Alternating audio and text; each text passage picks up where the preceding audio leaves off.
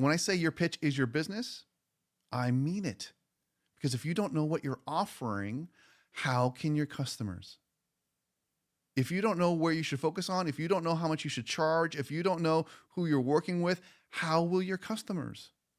When we decide that we're going to do something, the clock begins ticking.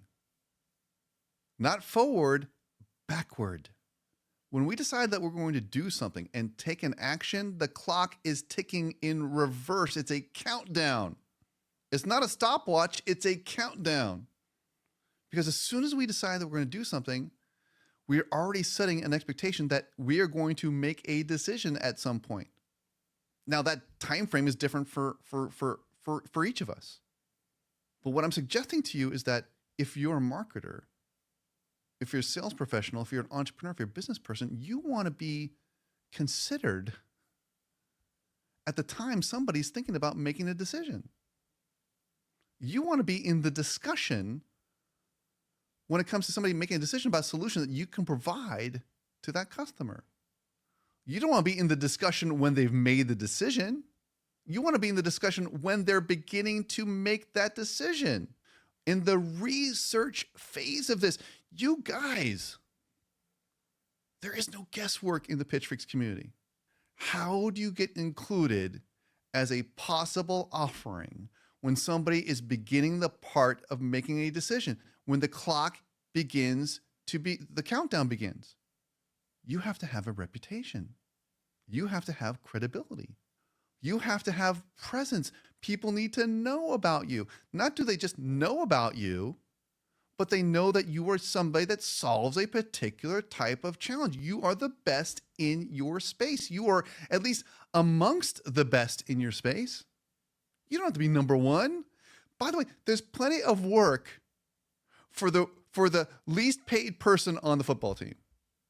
There's plenty to do for the person that has the smallest contract in the NBA. You don't have to be LeBron James. You don't have to be Michael Jordan. You don't have to be the number one person. Being number 50 is pretty good. If you're the 50th Google employee, that's a pretty good person to be. Don't get confused that you've got to be in charge. All we need is focus from you today. All we need from you is to make a decision.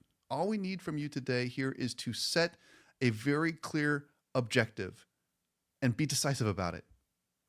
And guess what? If we're wrong, we make a change.